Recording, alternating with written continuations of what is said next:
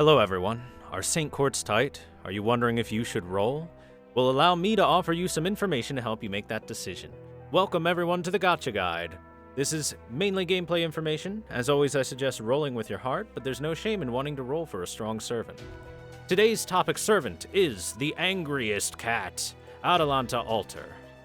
As always, we will be covering her stats, her deck and NP, her passives, her skills, the material costs of those skills, comparing her with similar servants. And if you decide to roll for her, I will go over skill leveling priority, what CEs to equip, what servants to group her with, and a little mini tutorial on how to use her. Without any further ado, let's move on to her stats. Atalante Alter is a 4-star single-target Berserker class servant, meaning she deals bonus damage, 1.5 times damage, to anything except for foreigners and shielders, and she will take bonus damage from everything except for shielders. She has 9,806 attack at level 80. Berserkers, though, do have a 1.1 times damage multiplier, putting her effective attack at 10,786. This puts her about average for a 4-star Berserker. She's not at the lowest, not at the highest, right around the middle. That's what average means. Her HP at 80 is 10,634, pretty average as well. All in all, her stats, nothing particularly special for her normal stuff. Moving on to her hidden stats, she has a 1.05% MP gain on her attack, which is pretty good. It's amongst the highest for Berserkers in general. As for her cards, to make use of that, her Quick has 3 hits, her Arts has 2 hits, her Buster has 3 hits, and her Extra Attack has 5 hits. This is pretty darn good. With a decently high NP gain on her attack, decently good hit count on her Quick card being the main thing. It's at least above average for a Berserker. She has a pretty decent NP gain overall, higher than a fair number of other Berserkers. Now moving on to her star weight, it is 9. That is awful, but it is in line with other Berserkers, so what are you going to do? Her star creation rate is at 5.10%. This is bad in general, but it is amongst the highest for Berserkers at least, and considering she is a bit more of a quick focus servant, that does work with her a little bit. Moving on to her deck and NP, she has 2 quick cards, 1 arts card, and 2 buster cards to work with.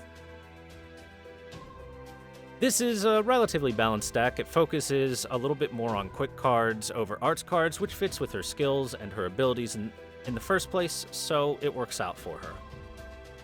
Now, her noble phantasm, Tauropolos Thermocrasia. Oh boy, reek. The arrow that eclipsed the somber sky. It is a single-target, quick noble phantasm that deals damage to one enemy, seals their NP for 1 turn, and then inflicts curse to them for over 5 turns that does damage per turn based on your overcharge, between 500 and 2,500 per turn. That's a pretty powerful curse overall, if you can get it overcharged, but I'm going to be honest, you're probably very often not going to be able to get it past 100% charge. It's honestly a little bit weak as a base in terms of an NP in the first place as well. It has that curse damage, but unless you can overcharge it, that curse damage is nothing all that impressive, and it doesn't have any self-buff for the NP damage or for her card type or anything like that, or any enemy debuffs for lowering their defense or their card resistance before hitting them. So all in all, this deals far lower damage than what you're looking for in terms of your glass cannon to do. However, with Scotty coming out in a couple of months on NA, she does have a very short period of time before that starts to not matter quite so much. Moving on, let's take a look at her passives. She has Beastification B. This increases her Buster card. Oh, I forgot to mute that. We just gotta follow. How adorable. Thank you very much. Moving on. She has Beastification B. It increases her Buster card effectiveness by 8% and her critical star drop rate by 8%. It is like a slightly buffed Madness enhancement to fit with her playstyle. She's not really revolving around the Buster cards. but the extra little buff for the buster damage is of course welcome. The crit star drop rate is the more important part of that, and the reason is because of stuff like Independent Action A, which will increase her critical strength by 10% as a passive, which is a fairly good amount.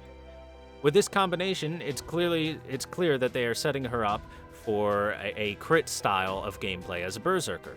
Her skills are going to help further that. First off, we have Self-Evolution. This will increase her critical star gather rate for 1 turn and give her some critical stars. It is a glorified, slightly buffed instinct skill, but still not terribly good as a skill in the first place. It is a 7 charge time, 5 at max level, and the reason it's not terribly good is because as an instinct skill, it only gets up to 10 stars. 10 stars is nothing. It is terrible. What it does give that is important is the critical star gather rate, because Berserkers have a low star weight. Being able to gather those stars and guarantee them on her for a turn is very helpful. As for her second skill, Beyond Arcadia, this is a very simple: increase quick card effectiveness for 1 turn for all allies between 30 and 50%. Very powerful. It is usually when you see a 50% buff, it is a self buff for 1 turn, but it is not a self buff, it is a whole party buff. So even if you're not using Atalante Alter as a damage dealer, you can actually swap her in and use her for a single turn buff in case you need a little extra quick damage output for 1 turn. And finally, her third skill, Logic of Wild Beasts, gives her evade for 1 turn and increases her critical strength for 3 turns, between 30 and 50%. Like I said, her skills and passives very much are looking to facilitate a critical Berserker style of play. The unfortunate thing is, her first skill only gives her that critical star gather rate for 1 turn, so it doesn't really help out for the 3 turns of critical strength. You need to be creating quite a lot of stars to really make use of this third skill for its full duration. So, what materials will we need for these skills? Well guys, I got bad news for you. At first glance, the costs aren't too bad, but after we get past the 8 Black Beast Grease, the 15 Yggdrasil Seeds, and the 12 Claws of Chaos, what's this? Oh my, is that a new material released with Lost Belt 1? Why, yes it is! It is reactive gunpowder, and Atalante Alter needs 60 of them per skill for 180 total. That is not only a very high material cost, but a very high material cost for a brand new material. That's really rough. I wouldn't be surprised to see a lot of 888 or at most 999 Njolters on your friends list early on. So, how does she compare with other servants in her role? Is the justification there for so much of this new material? Well, at the moment, it's honestly not looking too good for her. Single-target Berserkers are already common, and there are some great ones out there. Everyone knows Heracles is the man.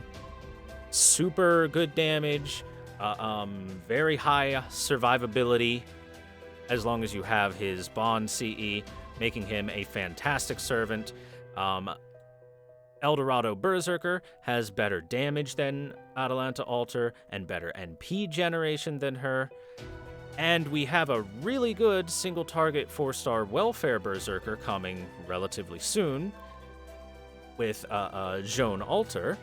And we'll talk about her more later, but she is just more competition that is another good servant that Atalante Alter has to compete with. And that's not even mentioning strong 5-star servants like Ku Alter and Etchan, who both just completely and utterly outclass her at a base. Atalante Alter will get a huge boon with Scotty that'll greatly help her compete. Until then, she's in a very weak spot, and even once that comes, if you have a servant like Etchan here, then she's still going to be outclassed just because they fulfill similar roles. In my personal opinion, Njolter gets to be a decent glass cannon, but as of now is going to be quite weak. If you're trying to set up good units for Scotty to work with later in the year, she's a pretty good choice for those without Mysterious Heroine X Alter to take. Otherwise, she gets outperformed by quite a few choices at the moment. Now, if you have decided to roll for Nyalter, you like her, or you just want more quick servants, or you're collecting, what skills should you prioritize in leveling? Well, I think it's fairly obvious. The first skill you should level up and prioritize is her second skill, Beyond Arcadia, that massive 50% quick buff in order to facilitate 2 of her cards and her NP for dealing as much damage as possible is, of course, what you want to see. Followed up by Logic of Wild Beasts, her third skill. That is your next highest priority. Getting a higher critical damage buff for yourself over 3 turns is great. And honestly, Self-Evolution, you can ignore it for as long as you want. It changes from 5 stars to 10 stars. Sure, the critical star gather rate goes up, but in general, 3,000% is enough to give Atalante Alter high enough star weight that she's going to, as long as you don't have, say, a high star weight unit on field with her like an archer, as long as you don't have that, she's going to outdo casters or assassins or other things that you might have in order to try and support her, even at just level 1.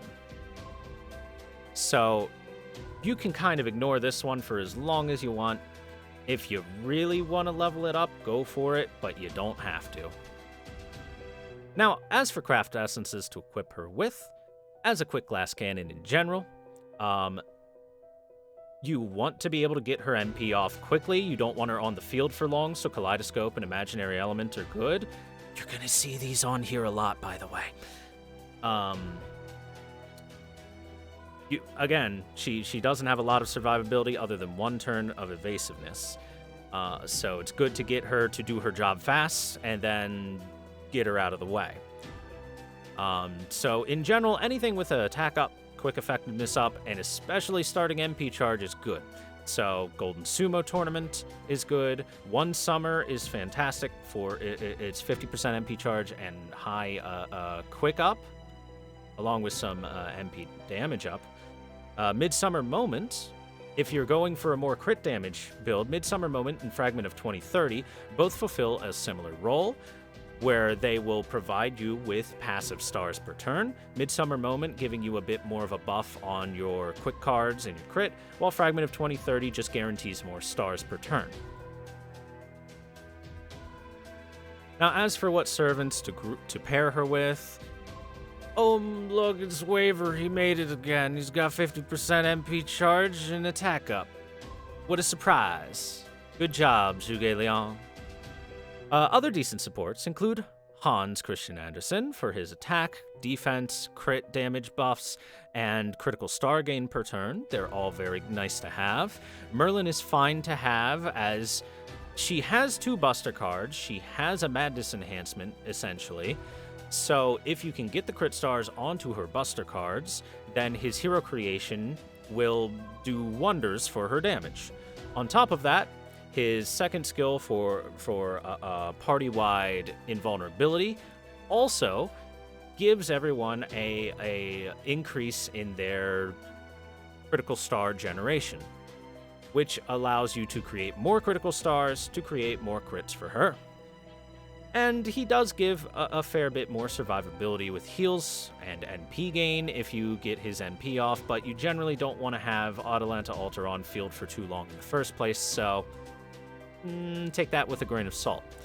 Wu Zetian can give a very nice quick buff and a strong defense down on the enemy to increase Atalante's damage even further. And finally, Scotty, the queen of all quick servant supports, will of course be there once she is available, and I would suggest having Scotty for her. And a quick little how to use this servant. You've got 2 roads, really. You can gain stars, use her gathering buff, use her crit damage buff, and then crit hard for 1 or 2 turns. Or, if you're going for a more NP damage nuke route, you honestly don't want to use her that much right now. You want to acquire Scotty, borrow a friend's Scotty, put 2 Scotties on field to fill her NP, buff quick damage, and then do big damage. Again, Glass Cannon Servant, you really don't want her on field for long, so you want to be able to do big damage immediately.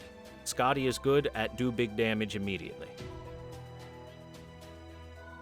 So, Too Long Didn't Watch, roll if you want this servant. She's okay, but she's nothing great. She's a decent glass cannon. She can have one very good explosive turn, but that's generally a weak archetype in the first place, as break bars exist. But it will help with things like raid fights, but if you want a really good reason to roll for her, then of course, she has a wound tattoo. Look at it. That's a really good reason to roll for her. So let me know your opinions on Atalante Alter in the comments below. If you enjoyed this video, follow me on Twitch to see them recorded live, watch FGO gameplay and other games, join the Discord to ask any questions, and of course I'll see you guys next time. Thank you very much for watching.